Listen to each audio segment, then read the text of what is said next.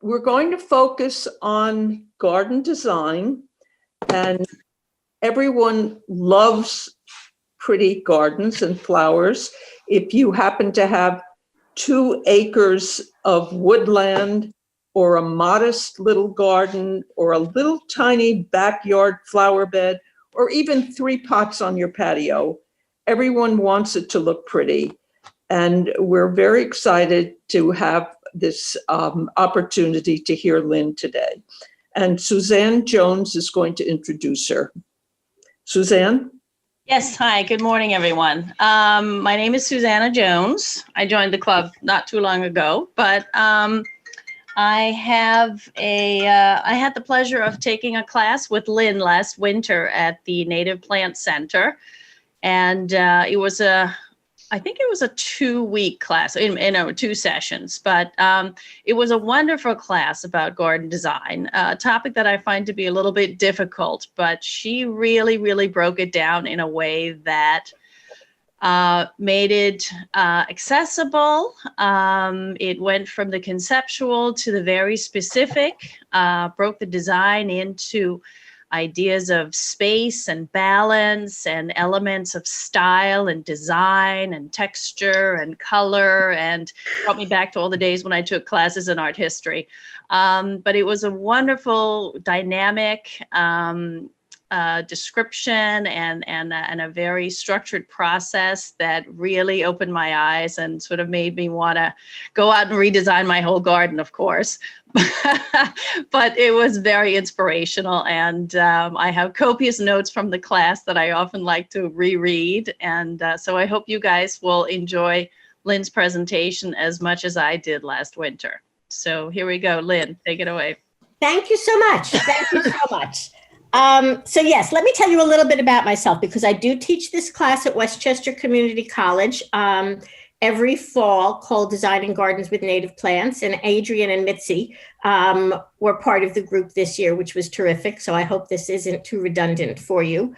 But I did try to shake things up and edit it so that we could fit the time frame and what the group's interest was today. I've been a lifelong gardener. Some of my earliest memories are planting tomatoes and flowers with my dad growing up on Long Island. I gardened at my own house for many years and then decided I needed to take it up to the next level. So I was in the very first class of students at Westchester Community College's Native Plant Center, and now I teach there. And after that, I decided to get really serious, and I enrolled in the landscape design and the horticulture program at the New York Botanical Gardens, where it took about 5 years of part-time study at a much higher level than I was anticipating. And I received my certificate about 7 years ago. I started my business around the same time. I'm based in Bedford.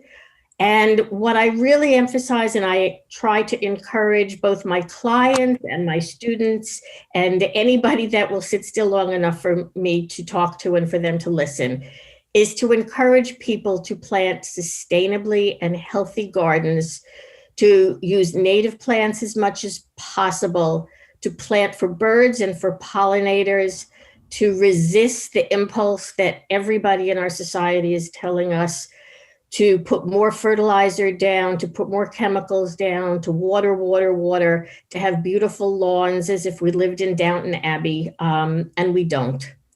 So what I'd like to do today is to give you a little introduction, and I will be honest that I'm going to take a little less than an hour to talk about this, and the material that I'm covering today basically took 4 botanical garden courses that each one was 8 weeks and 2 or 3 hours per class.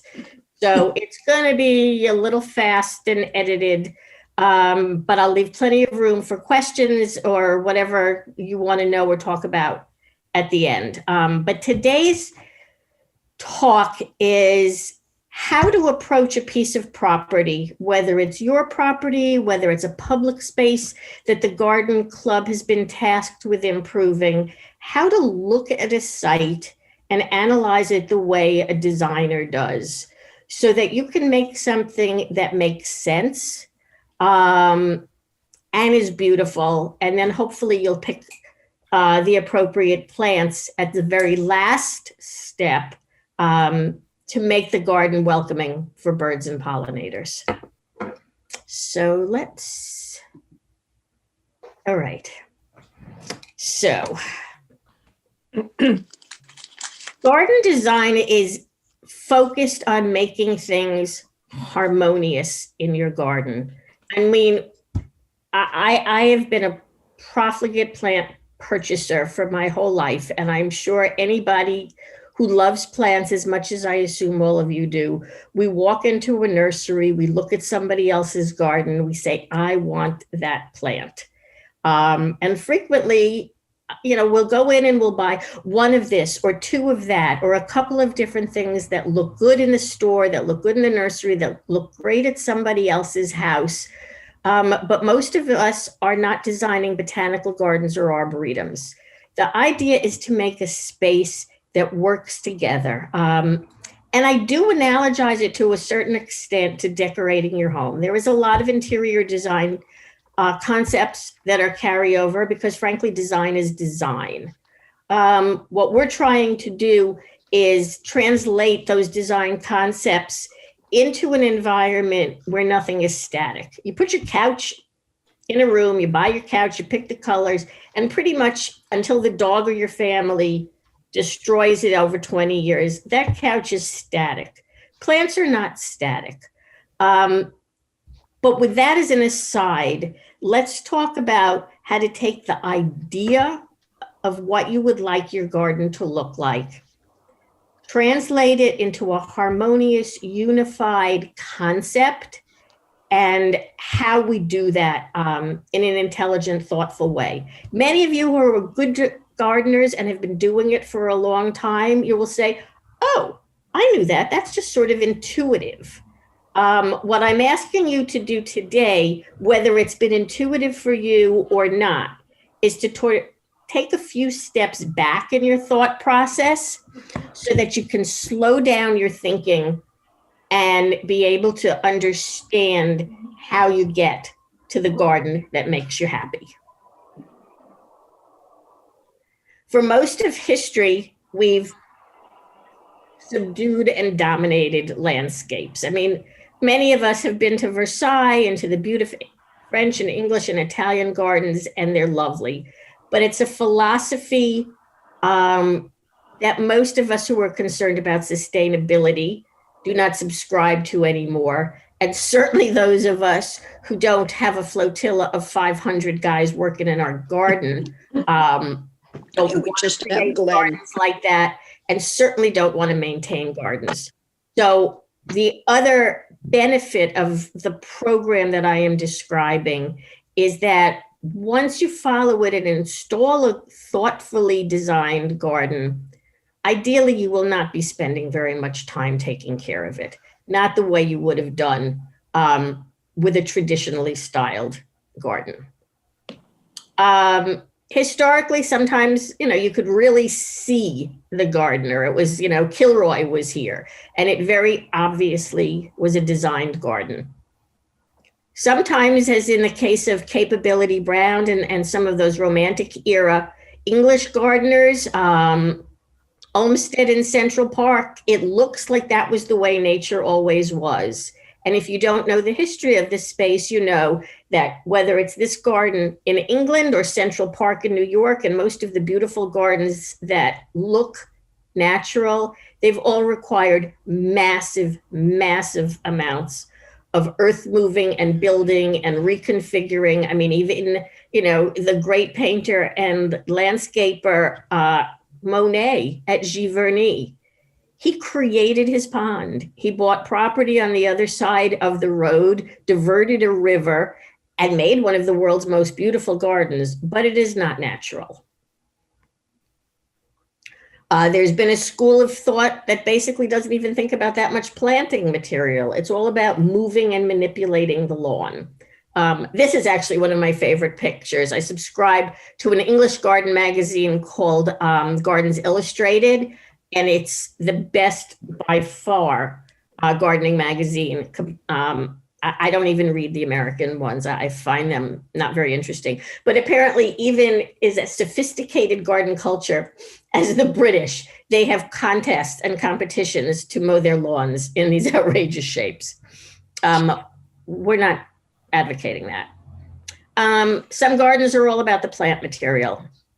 But regardless of which philosophy you subscribe to, whatever your budget is, how big your property is, whether, as Mitzi said, it's 10 acres or it's 3 pots on your deck, the first thing you have to do is assess your site.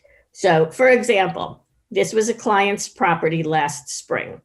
How do you look at that? What do you think about? What are the concerns? And how do you start taking that from that site to a really beautiful and viable garden? So the first thing we do is called taking a site inventory. And basically you already know how to do this. You just probably don't know the terminology.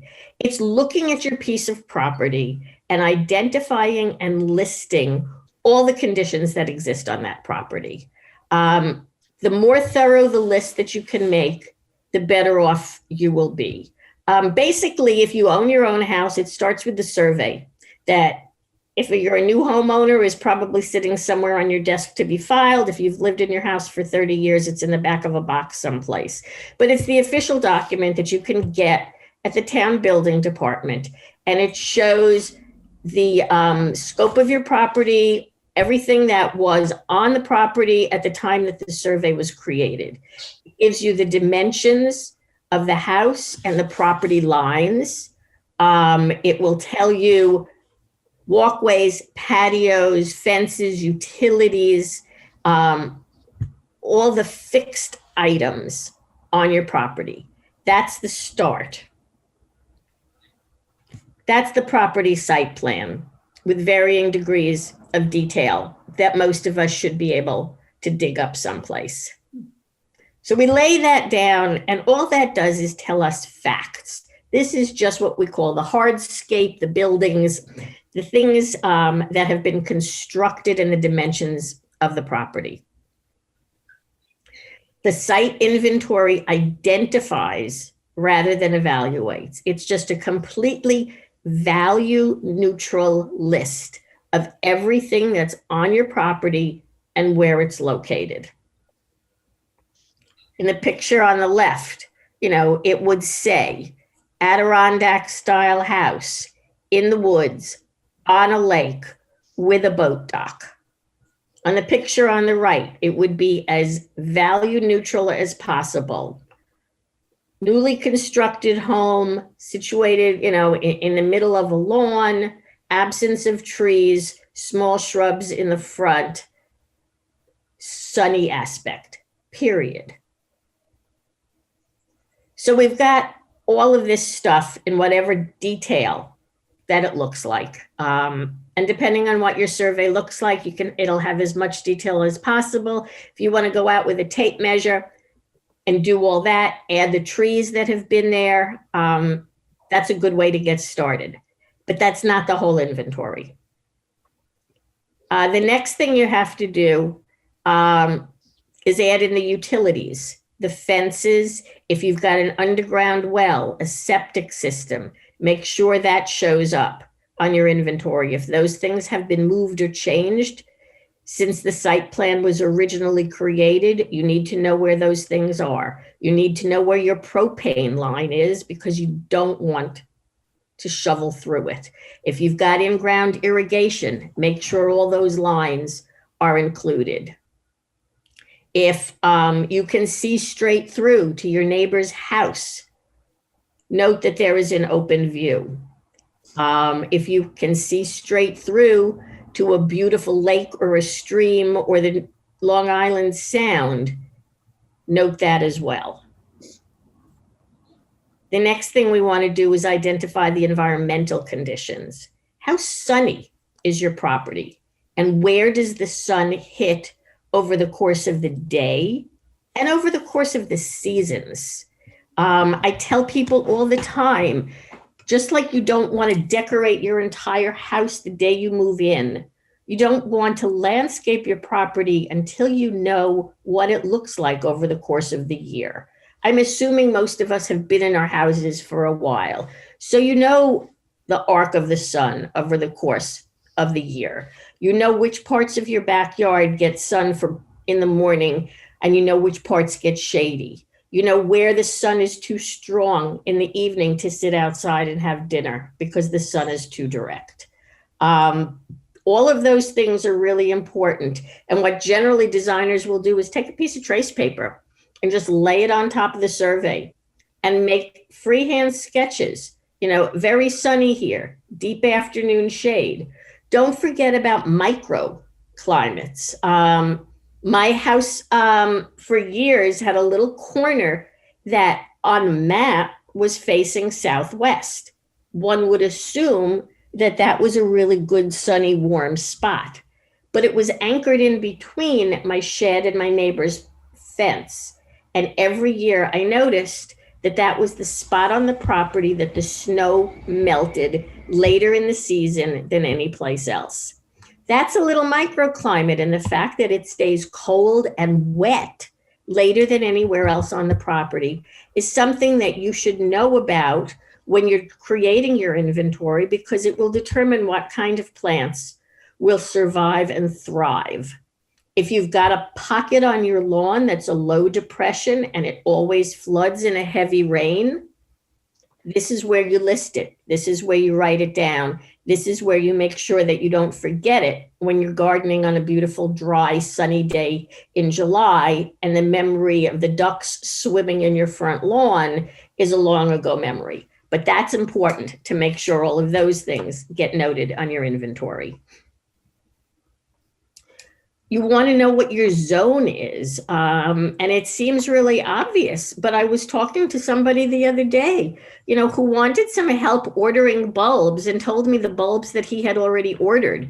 I said, and wanted to know what I thought. I said, but those are really lovely bulbs. I'm assuming that you're planting half of them in pots in your house because they're all tropicals that will not bloom or survive the winter in any place colder than zone 9.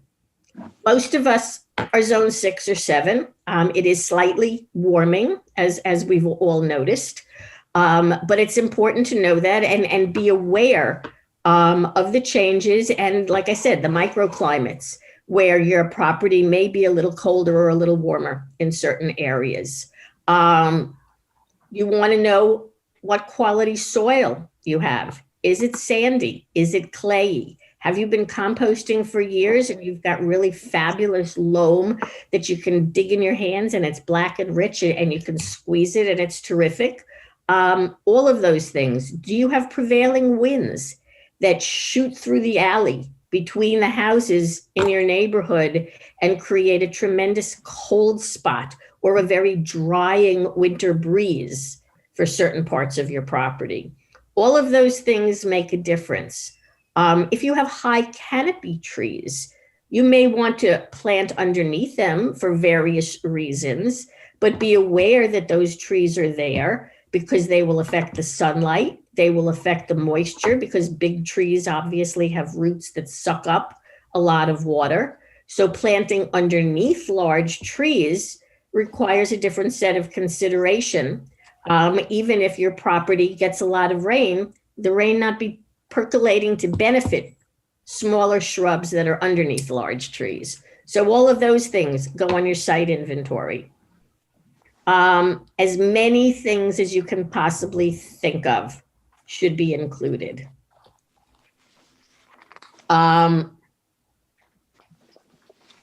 If you do have invasive species, that's obviously something that should be noted. If you do have a lot of birds, if you have foxes, if you have a den of skunks and raccoons, no value judgment, just include it. Certainly if you're on steep hill or a slope or a flat piece of property, it seems so obvious if you've lived there, but make a note of it.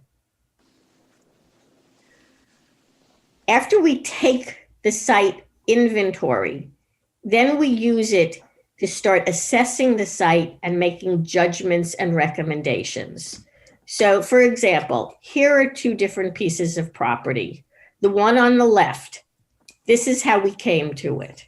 The site inventory will say very large shrubs in front of a house, large lawn, wet lawn with runoff down the hill from neighbors, very large old maple tree.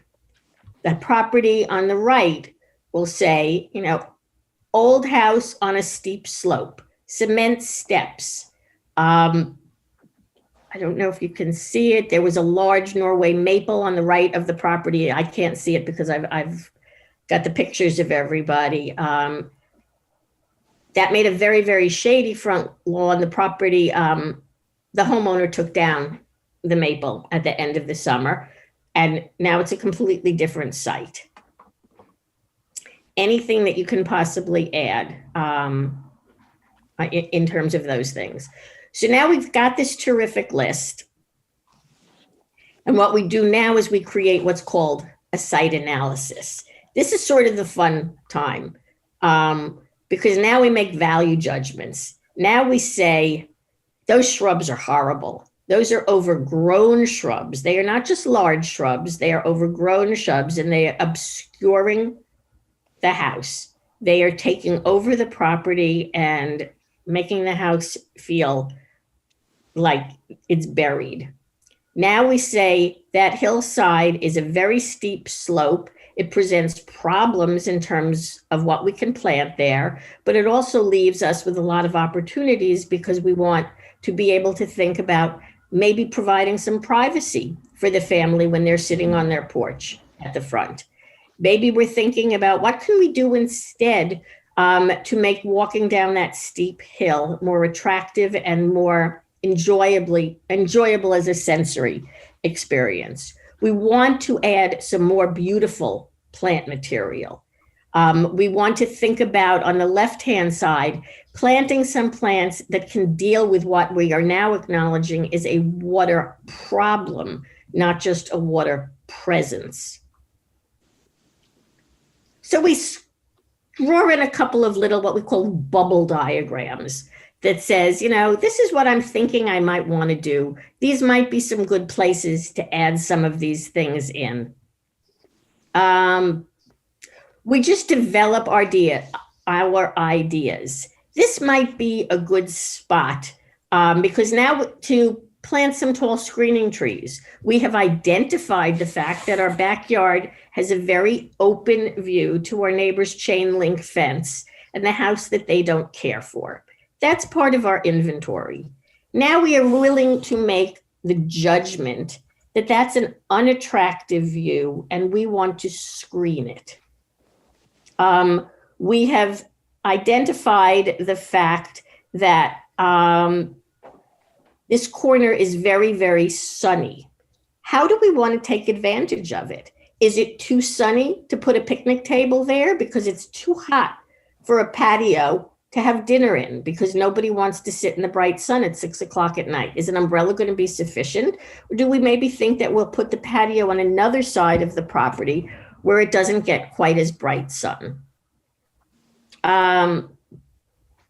So these are those same pictures again, and we say, all right, now we've basically identified what the problems are, what the assessment that we've made in terms of what's good, what's bad, what we like, what we don't like. Now we pull out all the creative stops. We've looked on Pinterest, we've looked online, we've looked at hows, we actually may even have some magazines. Now we've put together our wish list of what's our ideal landscape. What would we like to fix? What would we like to change? What would we like to correct? All that stuff goes down on the site analysis. That's where we make the judgments, and that's the key difference. The inventory identifies, the analysis makes the judgments. And most of us who have been gardening in a particular piece of property will have come to that place before we even realized it, because we've done the inventory in our heads just by living in a place. We've done the analysis because we've been living in a place. But I guess what I am asking you to do is slow down, back up, and make it be a little bit more rigorous science-based process. So we put in all these little bubbles now with whatever degree of artistic ability you have. I was terribly freaked out when I went to school because a lot of the people in my class came to landscape design from other careers in design and art. I sat next to a woman for many semesters in a graphics class who had been a graphics designer. And her pictures were magnificent. I mean, her little bubbles, even without a compass, were perfectly round. And the pictures of trees looked just like the templates. And my stuff looked like a third grader, you know, with a crayon. I was like, it doesn't really matter. What I have learned and calmed myself down is at the end of the day, it doesn't really matter what you put on paper. It matters what you plant in the ground. All of this is just the process to slow you down and force you to think about it. So when you go to the nursery and you see some fabulous new varieties of hostas, you don't buy 15 and come back and put them in a sunny spot where the deer will devour them. Once you've identified the problem, all right, this slope is really too steep.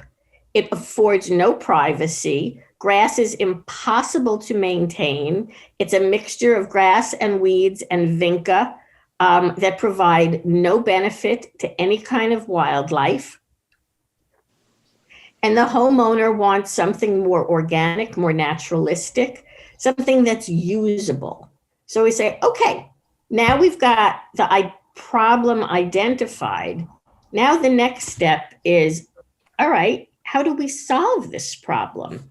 And then that opens up a whole nother series of questions. Do we build retaining walls and plant each layer? Do we put in large trees and large shrubs with deep tap roots that will help hold up that hillside? Do we take out the existing steps and create something very grand and dramatic, like the steps on the right, or any other kind of steps? Do we have different steps and stay within the pattern that we've got? How much plant material do we want? How much money can we afford to spend this year? And do we want to do it all and be done?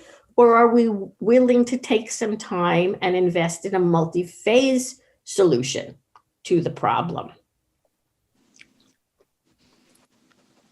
Then we've decided, okay, we want steps. But what kind of steps do we want? Do we want steps that are similar to what we have? Do we want steps that go across the gradient of the lawn? Do we want something that is in keeping with the architectural style, or do we want to do something incredibly modern and different and make a statement? How do we choose? How are we going to use this space? And that's the first question you have to ask yourself, and understand that the use evolves over the time if we're lucky enough to live in a place for a long time. Somebody told me a long time ago, when I first started becoming involved in sustainable landscaping, that you should view your lawn as an area rug instead of wall-to-wall carpeting, which I think is a fabulous piece of advice. Unless please leave a message after the tone. Kids who want to play soccer, who want to play tag, who want to jump around in the sprinkler and have their friends come and run all through your backyard. Lawn is an essential part of the suburban experience if you have children or grandchildren that want to play with it. If you're past that stage or you've never been in that stage, a garden on the right is much more what you will be looking to do. So the first question is, how are you going to use the property? Then you can start deciding what solution to the problem makes the most sense. And this is the point that now we come up with a functional diagram, and we've decided exactly where the things are going to go that we want to install that we want to change. We've made the determinations in terms of the really large concepts about where the patio makes the most sense. Yes, we'd like a little something outside the kitchen door, but we're going to have a much bigger seating area a few steps further away because that's closer to the pool. And that's where the family congregates 6 months of the year.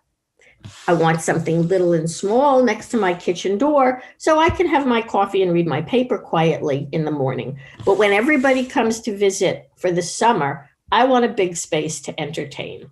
But I don't want the grill so close to the house that I'm going to be smelling smoke and fumes. So where do we locate the grill that makes the most sense? We've figured all of those things out because we know what we want to change, we know what we want to do, and we know the places that we want to put them because we've already thought about how we use the space. How we choose amongst all the choices that are available for what kind of patio we want, what kind of fence we want, what kind of sunny garden bed we're desiring, what kind of shrubs we want to plant on the property line so we don't have to look at our neighbor's fence and house. Those are all the decisions that get made by understanding basic design principles. And these rules, in quote, but they are rules, apply to any kind of a design. So if you're familiar with the graphics arts, if you're a painter, if you're an interior designer, if you do photography, any visual art, you will recognize all of these themes. The first one, obviously, is that we want to make a garden that's visually pleasing. Like I said before, this isn't an arboretum. We're not picking one or two representative specimens so people can come and learn. We want to create a garden that when we are strolling through it, when we are sitting there, when we come home, we take off our shoes and we feel pleased and relaxed and happy, and both our eye and our soul are satisfied. And the way that you need to do that is creating a design that is basically coherent and harmonious. It flows together. To go back to the analogy of decorating your house, you know, many of us like a lot of different styles, but at the end of the day, we know that we are not going to have a French provincial living room and an arts and crafts style dining room. It's jarring, it's unsettling, it's not visually pleasing, it's not coherent, and it doesn't make us feel good. So we're going to take that same idea of a unifying, coherent, and harmonious plan throughout our garden and figure out now how we're going to do that. The basic principles of design are unity and balance, interest, and movement and rhythm. So how do we create all these? Unity provides visual and emotional coherence to the space. And there's a lot of ways we can do it. And it can be, you know, as clipped and geometric as the picture on the right, where you've got the same plant material, the same colors, the same shapes, everything is linear. That's a very unified pattern. And it creates a reaction. It may not be your style, but you can connect with it emotionally as being unified. By contrast, the picture on the right does the same thing in a much more naturalistic, organic, loose, colorful cottage garden style, but they're both providing unity and coherence to the space. One of the most important ways of making your garden look unified, or your house, is to have consistency between the landscape and the architecture. If you live in a lovely little Cape Cod or a cottage farmhouse, generally a cottage style garden makes the most sense, which is not to say that you can't bring in a few diverse elements if you're cognizant of what you're doing. My parents for many years lived on Long Island, you know, the home of the tract house. And I remember driving past, you know, a very typical 1950s raised ranch where somebody had their gardener prune their rhododendrons into cubes on sticks. And then on the other side of the driveway had a little gravel Zen garden with weeping maples. I'm not sure that the hydrangeas on the sticks would have worked any place, but a Zen garden just looked incongruous in that area, certainly in the front of the house. And that's another thing that I do want to mention. In terms of just social norms, the front of your house is generally the place where you tell your neighbors and your communities, I get it. I understand what we're all here for. I understand what the general look and feel of this neighborhood is. I'm not going to freak anybody out by doing anything too out of the box, but you're free to express more of your personality in your private backyard. So if you live on Nantucket, you have a white picket fence and you put a lot of fabulous blue hydrangeas. If you live in a French chateau, planting a meadow might not make the most sense. It's certainly going to look like it doesn't belong. If you live in a chateau, you follow traditional Versailles style plantings, at least in the front yard. Most of us can tell intuitively when it doesn't really work. If you live in a small, urban lot, planting an English cottage, an English formal garden may be very soul satisfying, but it looks kind of weird. People are going to stop and look at your garden, and I suspect most of them are not going to be impressed.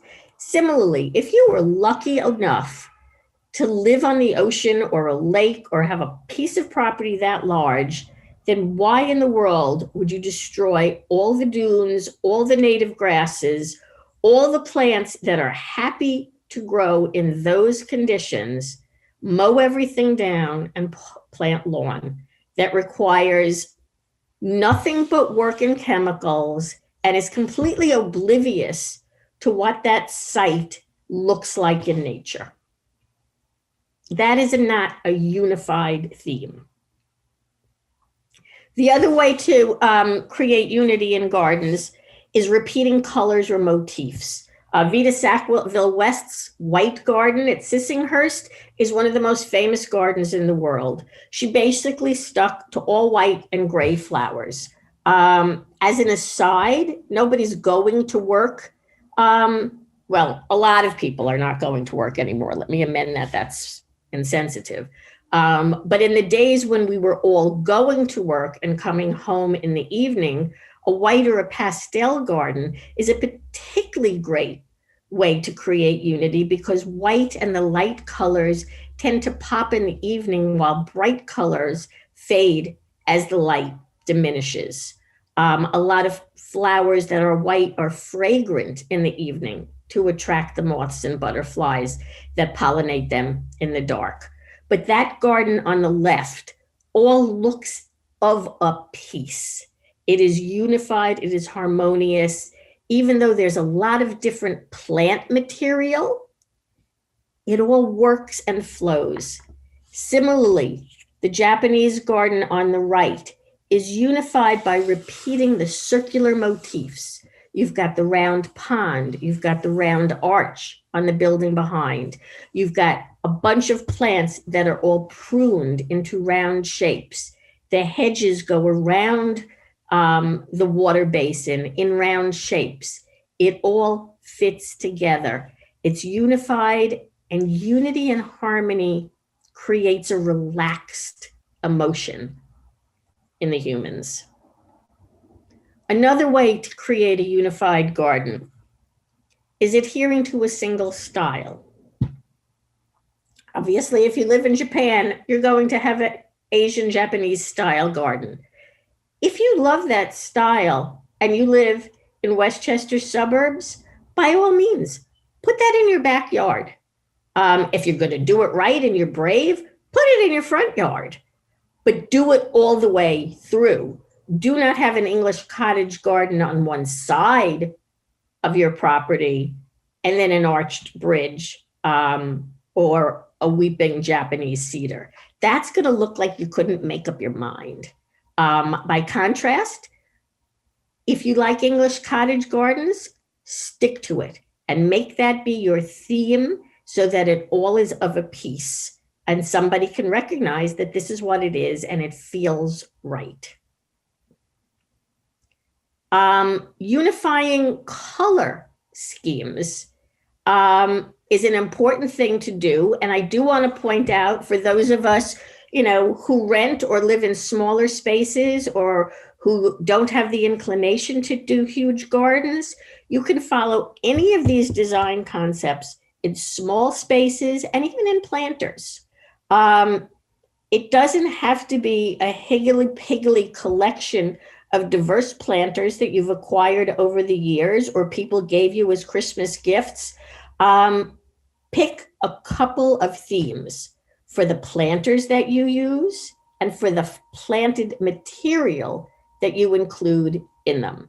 If you want to have a more formal style, then pick a bunch of formal style planters and stick to a very limited color palette so they play off each other. What I try to explain to people is that with certain limited exceptions, plants don't like to be orphans. They like to have their friends nearby so they can play off each other. And our eye appreciates that too. Two matching jardinières, two matching trees, a row of things that all fit together and keep a palette, whether it's bright colors or soft colors or all white like Sissinghurst, but the scale and the size of the planting is irrelevant to the design principles. And when in doubt, less is more.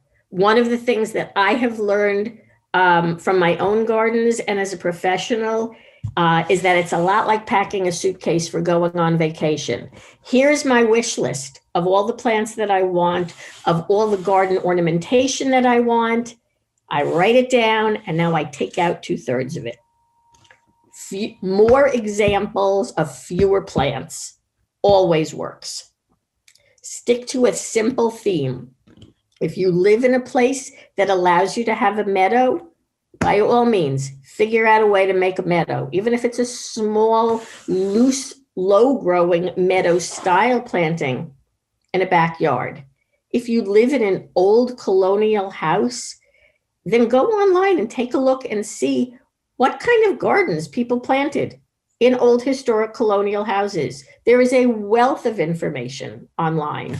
There is a fabulous book that I think is out of print, but you can now get online as a used book. And it's basically a guide to historic American homes. And it will show you what those houses looked like, and you can see what kind of gardens people planted around them. If you're stuck at home in the winter and you want to do some research, there's a huge amount of material that will help you determine what's consistent with your property and your home. Another way to find unity in a garden and create a unified, relaxed, harmonious feeling is to plant in odd numbers. For some reason, and I don't understand the psychology of it, but our brains and our guts respond better to an odd number of items. And I know most of us have heard this. It's the 3s, it's the 5s, it's the 7s.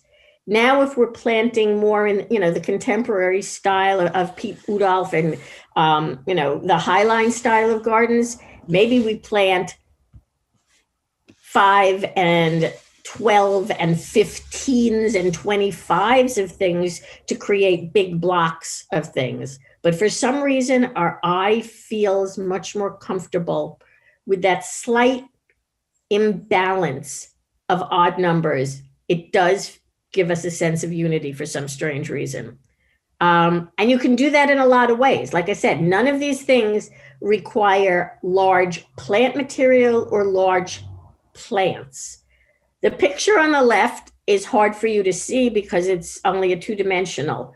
But when I plant planters, I'm still following the rule of the odd numbers. There is one central piece, and then going around it, the fillers are all in combinations of odd numbers. The other thing, and this is a completely separate lecture, but one of the great tips that I learned in school about planters is also a rule of three. Every well-designed planter has a thriller, a filler, and a spiller. So I've got this nice tall grass in the middle, and it can be anything that's dramatic. It can be a canna, whatever single one piece in the middle. That's your thriller, and that commands attention. I used a lot of grasses in these planters because they're going to overwinter, and it's going to have some aesthetic architectural presence and interest all winter long. That's my thriller. Then I've got probably 6 plants around it that are my filler. And that gives the mid-level interest. And then at the end, I tuck in the spiller plants. And those are the things that will hang over the edges of the planter. And every successful planter design has a thriller, a filler, and a spiller. But they also need to make sense in terms of the number of plants, and the odd numbers generally work best if you can fit them in.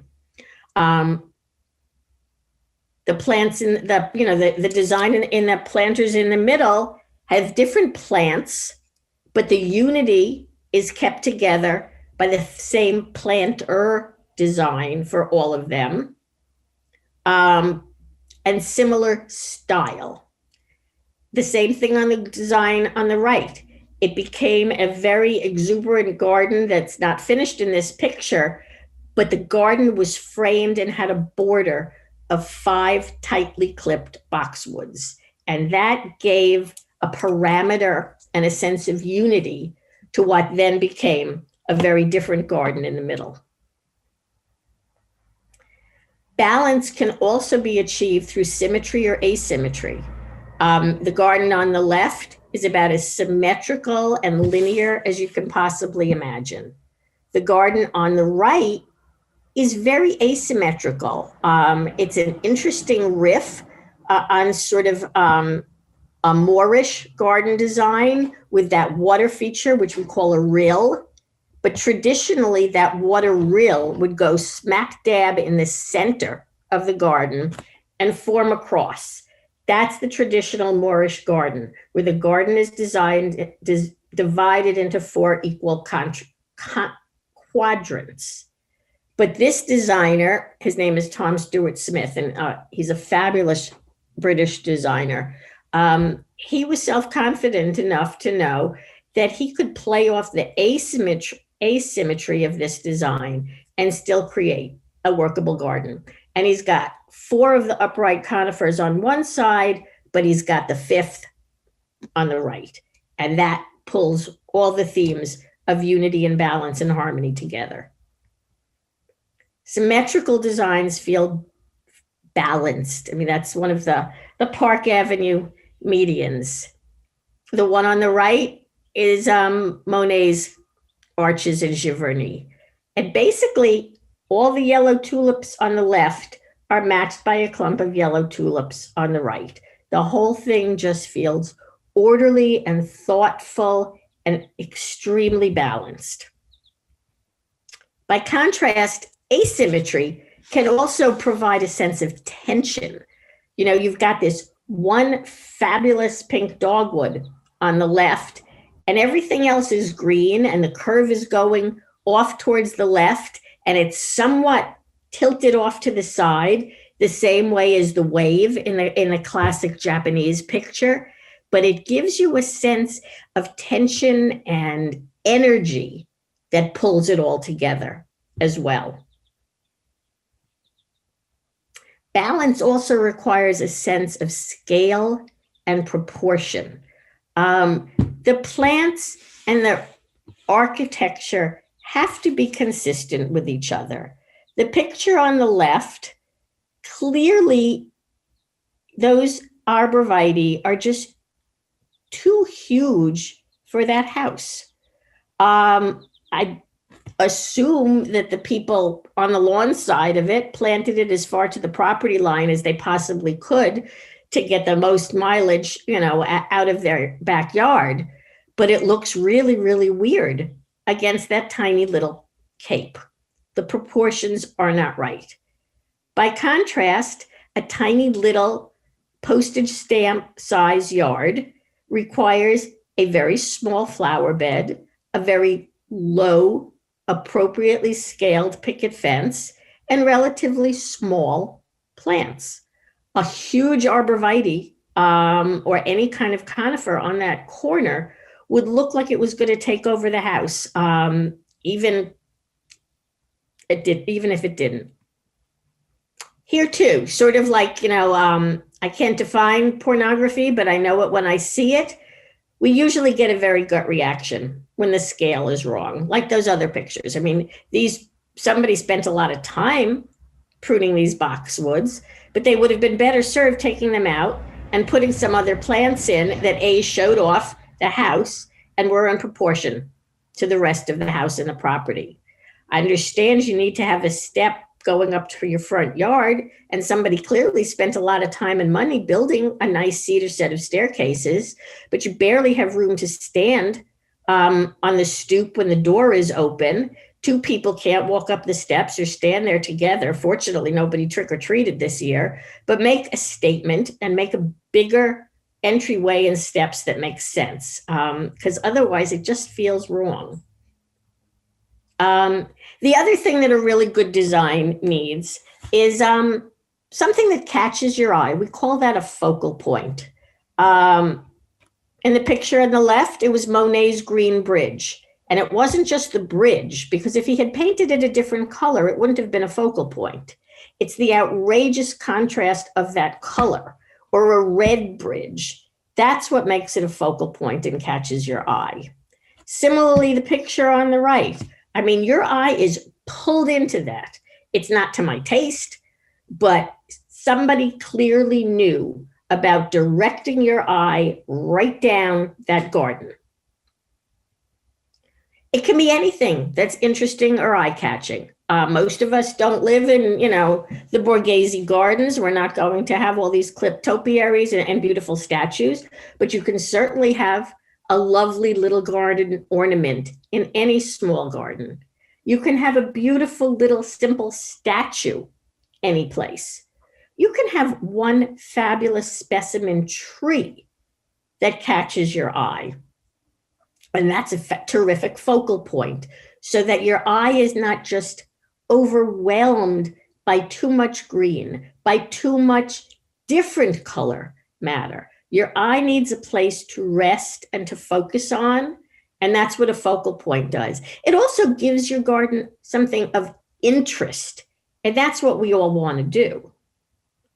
It doesn't have to be a tremendous thing. I mean, you can have just one beautiful little vignette in a corner of your garden with a beautiful antique planter and a lovely planting that will last all summer long. And as you're walking through your garden, you stop and you see that's terrific. Or some kind of an archway that leads your eye and directs you to where you want both the eyes and the feet to wander. And any of those are fabulous focal points. It can be in your own garden that leads you to take a look at that and maybe hopefully walk that way. But it can also be outside your property. And this is a really interesting concept called borrowed view. Obviously, the French apartment does not own the Eiffel Tower, and I'm sure they pay very high rent. But what they get is this fabulous borrowed view of something that's outside the perimeters of their property that they can enjoy. In a more realistic example, the picture on the right, that beautiful magnolia at the far end of the picture is on somebody else's property on the other side of the green hedge. But the owners of the property where we're standing loved it. They designed a garden that directed your eye towards it. They planted tulips that synchronized with the time and the color that the magnolia was in bloom. So even though they didn't buy it, they didn't plant it, they don't prune it or take care of it, they are enjoying and appreciating their neighbor's tree. And that's a fabulous borrowed view. When we find a view that we like, we try to frame it. And we can do it with plant material, or we can do it with what we call hardscape, an arch, or anything else that sort of puts a little frame around it and calls attention to what's in the middle. There can be more than one focal point in a garden. I mean, in this garden, which is at Margaret Roach's place up in Dutchess County, and if you've never been to her house, at the open days from the Garden Conservancy every summer, it's really worth the trip.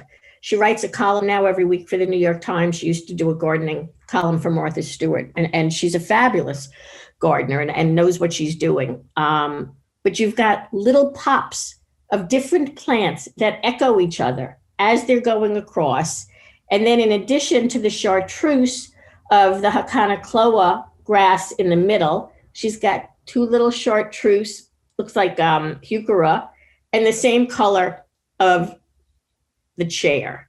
And all of those focal points direct your eye to move around her backyard. Then she's got one additional unified focal point, which is the round rock next to the Adirondack chair. And that's clearly making a statement that says, look here. Good design also includes a sense of movement, both in terms of physical movement for the viewer and movement of plant material. A really good design will do both. It can be as simple as creating a path, like the picture on the upper left with stones that curve and clearly are leading you to walk through the garden. But at the same time, it's planted with grasses that sway in the breeze and give a sense of movement to the plant material, not just the person walking through it. The picture in the middle is just simple slabs of granite, but it's leading your eye down to the water and it's leading your feet down to the water. Same thing with the steps at the top right. It's leading your eye through that woodland, but it's also showing you where the designer wants you to walk. You can do it exclusively with plant material, like the two pictures on the bottom, whether it's grasses and perennials or rows and rows of tulips that aren't encouraging you to walk there, but are clearly creating a garden path through the use of plant material and having your eyes move through the garden. The picture on the bottom right is a very, very famous garden design at Najimi up in the Berkshires. The designer's name I can't remember, but this was built in the very early 1900s. And it's in all the landscape design and architecture books as a very, very different modernistic view. You can walk up the paths on the side, but by the use of the matching material on either side, that incredible color blue, he is telling you exactly where his garden is moving. A good designer can take you on a walk through the garden, whether physically or metaphorically. The other thing that's really important to think about is color. And most of us also, we respond intuitively to certain colors. We have our favorite colors. If we keep a very simple palette, regardless of the style of garden, we can create a feeling of unity and balance by using simple colors laid out in appropriate proportions. We can create a sense of symmetry and balance by using plant material, as on the left or on the right, gives you that slightly off-kilter, asymmetrical feeling, but works just as well as long as it was done intentionally. Color gives you a sense of scale and proportion. The plant material is all very different. I mean, there's a lot of different plants, but it's a similar color level. It's basically all soft colors. There's a lot of different textures to each of the plant material, but they harmonize because they're all basically small leaves, small petals, small flowers, small plants. You wouldn't want to do an entire garden like that because it would be boring. But in a small vignette, you've given this area a sense of intentional scale and balance and unity and proportion. Color also creates the sense of focal points, whether it's this incredibly beautiful orange leaf in the high line or the flowing grasses and the movement of the cone flowers on the picture on the left. As these things sway in the breeze, you've got physical movement, and as your eye is being directed through it, you get visual movement. The other thing to talk about at some point, and this is a completely different class, but color theory and the color wheel. Hot colors create a very different mood than the cooler, softer colors. Colors on opposing sides of the color wheel create a different mood than colors that are right next to each other on the color wheel. So think about what mood you want and what colors you like. I do remember trying to explain to somebody who wanted a butterfly garden that the best plant to attract monarch butterflies, butterfly weed, Asclepias tuberosa, is a bright orange color. She didn't like orange. I mean, there are other Asclepiases in pink or in white, but it's hard to plant a butterfly garden if you don't like orange. But if you like the softer colors, stick with that palette. Although my personal taste in looking at the picture on the far left, where everything is the soft lavenders and whites and purples and greens, my taste would be to take that color palette and create a focal point in there by putting one pop of red or orange, just to make it go. And that would make it a more interesting garden, as far as I'm concerned, but that's a question of taste.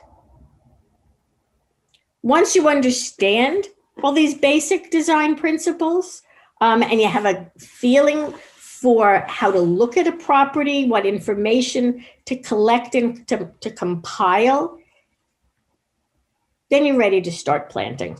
And hopefully you've got some questions, and hopefully I can answer them.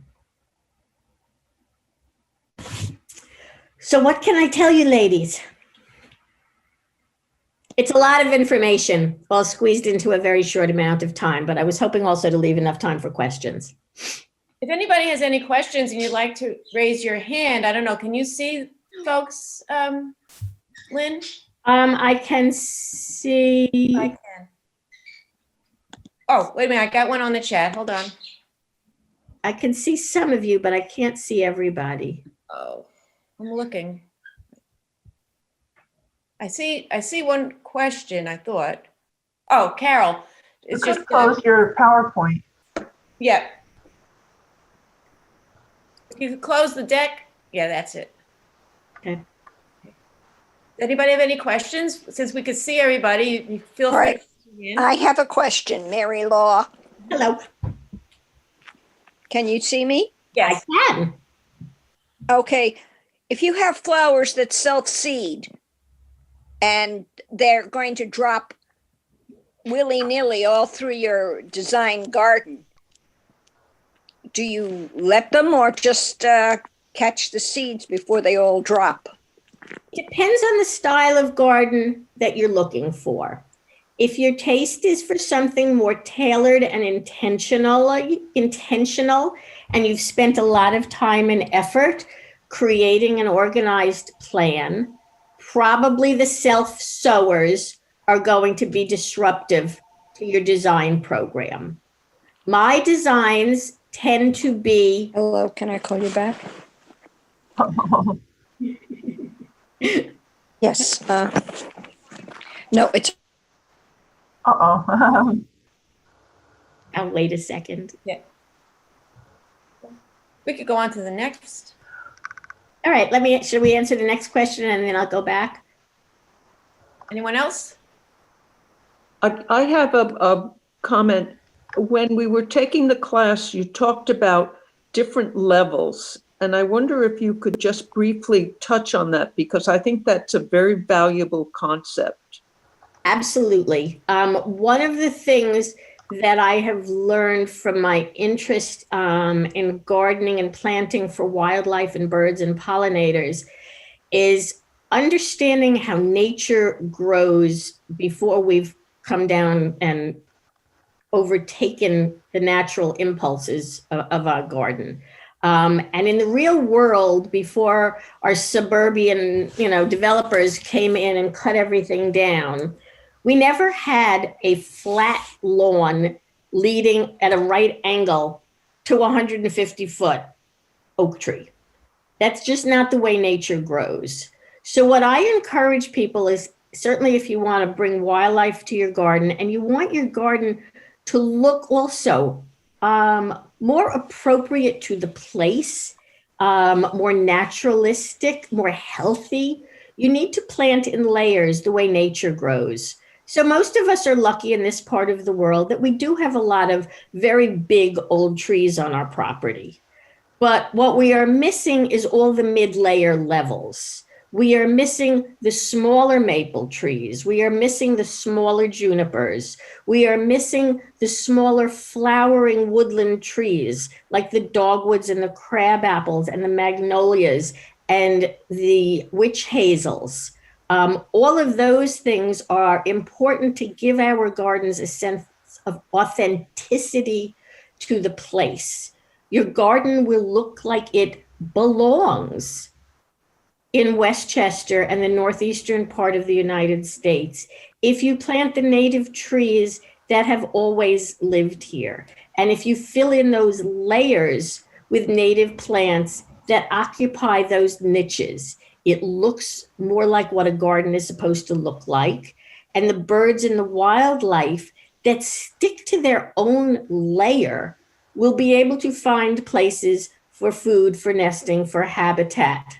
So you plant a layer of flowering trees and other native mid-story trees, and then think about a layer. And it doesn't have to be rows. I mean, we're not building bookshelves, but it's an organic layering of plant material that then underneath the trees, think about rhododendrons, think about mountain laurels, think about any of the native viburnum, which are absolutely beautiful and fabulous for wildlife all throughout the season. Pull down, dig up your burning bush and dig up your Japanese barberry, which has been identified by the University of Connecticut as the shrub that is the primary vector for the ticks that cause Lyme disease, and replant it with a native species that has fabulous burgundy foliage, but doesn't attract ticks and has gorgeous flowers and berries, something like a Physocarpus or an Itea or a Fothergilla. All of those plants are great native substitutes, and they grow in this part of the world before the deer ate them and before the developers cut them down. And then think the next layer, which is the perennials, the ferns, the grasses, and the ground cover, because those are critical to holding the matrix of a garden together, protecting the soil, connecting the roots, and they are only beginning to be studied now to figure out what it is that certain plants want to grow together in interconnected webs and matrices. And the more we understand about how they grow together in nature, the more we can create resilient and healthy gardens. But certainly layering is important for wildlife and for a sense of unity with the place. Thank you. That was good. Sure. Anything else? Anyone else? I put a question in the chat Oh, I didn't see it. about, this is so wonderful, and I've over the years had so many ideas. It's the first time I realized that actually there's an impact because of your neighbors, that borrowed view. So I'm thinking, when do you seek professional help? Because some of us have, sometimes I should just move, but, that's hard. But if you have neighbors on all sides, tons of wildlife, like deer eating everything, and clay soil, and, in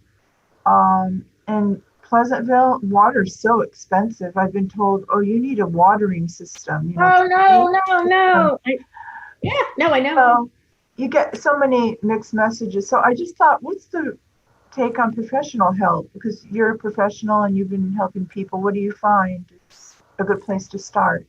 How does it all work? Well, certainly I would love for any one of you people to call me and I would be happy to help you. Unfortunately, there's divergent motivations because most of the guys who have the landscaping companies and the irrigation companies, and I don't fault them because they obviously have to earn a living just like everybody else. I just would encourage them to open up their business model to something that's a little healthier and more sustainable. You don't need to spend a fortune of money to have in-ground irrigation. If you shrink your lawn, if you put in drip irrigation hoses, if you buy native plants that need to get established with really good watering the first year, and then have developed over the last 10,000 years of experience in this environment and hopefully being planted in the right place in your garden, that they don't need extra water, that they don't need fertilizers and chemicals because they're not susceptible to Japanese beetles, like imported finicky roses. They're beautiful, and if you love roses, plant 1 or 2 roses, but acknowledge the fact that this is not the place for a rose garden. If you want to get satisfaction, go down to the Peggy Rockefeller garden at the Botanical Gardens and get your fill of roses, and then plant some other beautiful native flowers here that you don't have to spend forever taking care of. Okay. Thank you. Sure. Great. A lot to think about. Yes. And I would encourage you, when you do buy your own plants and you have a relationship with a local nursery, please encourage them to stock up on native plants. They will tell you that, it is a very narrow price margin for these guys. And they will tell you they stock what sells. But if we all keep telling them how important it is for them to stock native plants, because if they are there, we will buy them. Increasingly, they will carry the plants that make our gardening jobs easier. Thank you. Sure. Anyone else? Helen. Unmute Helen. Helen. Coming. Do you have a suggestion for flowering shrubs, small flowering shrubs?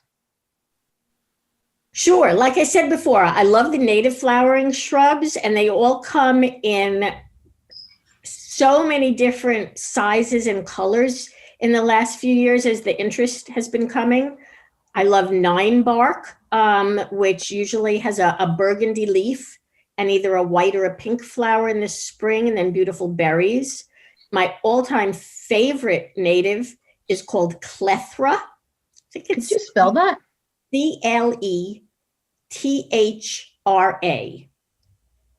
It likes full sun, part shade, dry soil, wet soil. It starts out, we call it waking up slowly in the spring. So every May, I look at the sticks and I think, oh my God, it died over the winter. And then around the end of May, it starts leafing out. And around July, it has these absolutely magnificent little bottle brush flowers, which depending on the cultivar that you get are either pink or white. And they are fragrant beyond belief. It is a bee and pollinator magnet. I mean, I could sit on my patio last summer and in the evening I could hear the buzzing.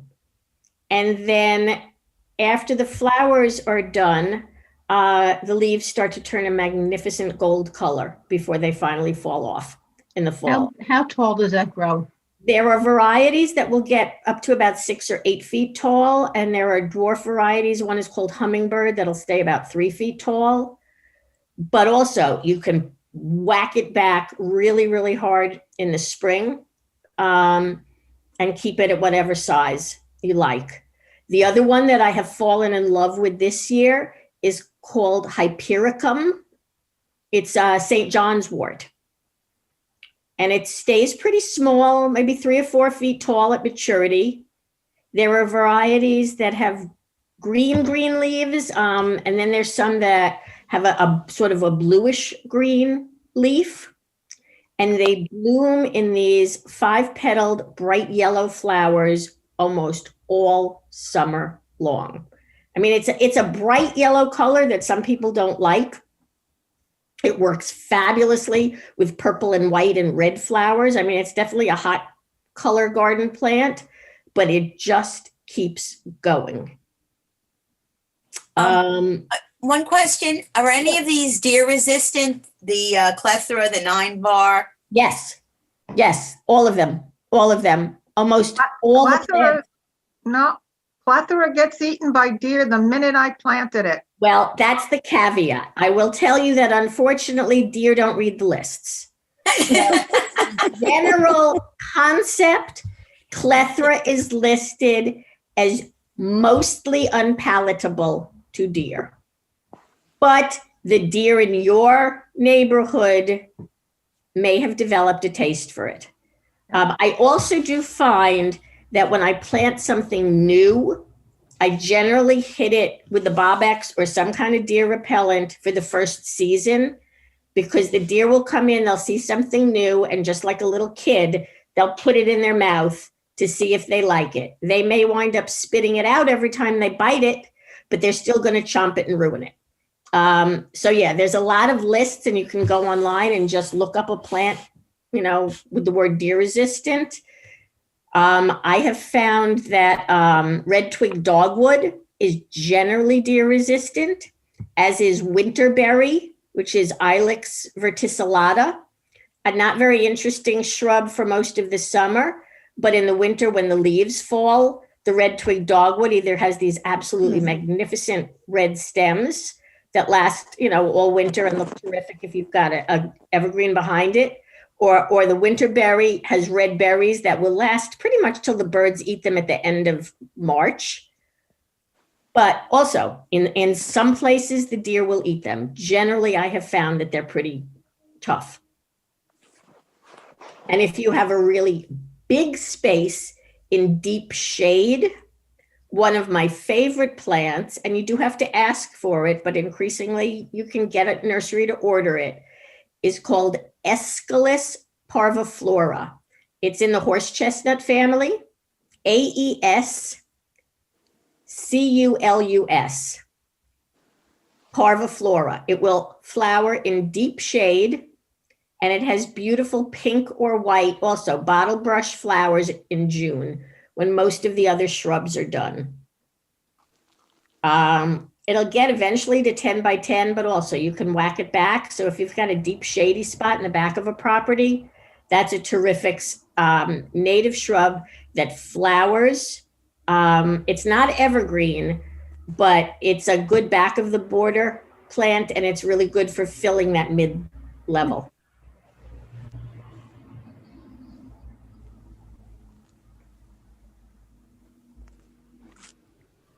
Anybody else? No more questions? Just clay soil. Is there any bush that does well in clay soil or plants in particular? You've got to try and amend it a little bit. So I usually put some compost in or something to break it up. The native, what's it called? There's a nursery, actually, I can never remember the name of it, but I'm going to look it up while I'm talking to you. That's in Wisconsin, that sells native plants. And they actually have specific cultivars that are good for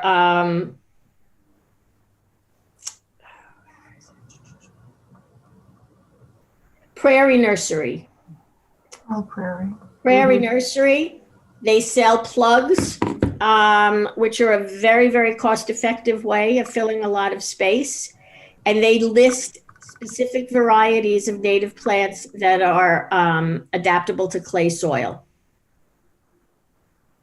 Okay, thank you. You're welcome. You talked all about themed gardens and themed colors. Have you had clients like I am who likes a cacophony of colors? Yes, absolutely. Okay. I mean, I do too. I just really love bright colors. What I have learned though, from Monet's garden and looking at pictures and traveling to other really good gardens is that the key in a bright, brilliant colored garden is white. And every once in a while, you need to pop in a white plant, a white flower. Your eye gets overwhelmed by too much color. It's almost like, you know, a really spicy meal, and you've got to have that yogurt dip or the plain white rice to calm your palate down in between. So every once in a while, plant a white flower just to break up the space and rest your eye. And the flip side of that is what I was saying earlier, that in a very soft palette garden, I find it to be much more interesting if you pop in one red flower every once in a while for contrast.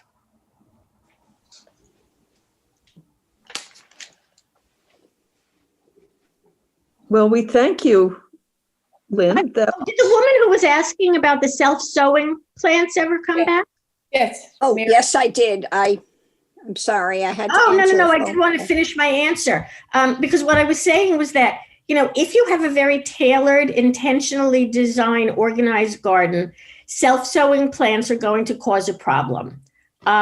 Because I am somewhat of a lazy gardener and I would rather have something self-sow than buy it again and again. And I do love the serendipity nature of things just popping up randomly every once in a while. Well, that's like the cosmos. Exactly. Yes. So I will let them come in. And if it turns out they're not in the right spot, I'll pull them out. So it's a very personal thing. But certain things like cosmos and zinnias tend to self-sow. Now, can I self-sow? Can I plant the seeds now and let them winter over? I've done that. I have done that quite successfully, as long as nobody comes in March and throws 3 inches of mulch on top of your garden bed. Oh. That's the key. Yes, but I have done that very successfully. I've done it, but it has to be the right kind of seeds. It has to be the ones that need a cold hardening off period. I've been very lucky with California poppies because they like to be cold over the winter, but you do have to check because some things it'll just kill the seeds.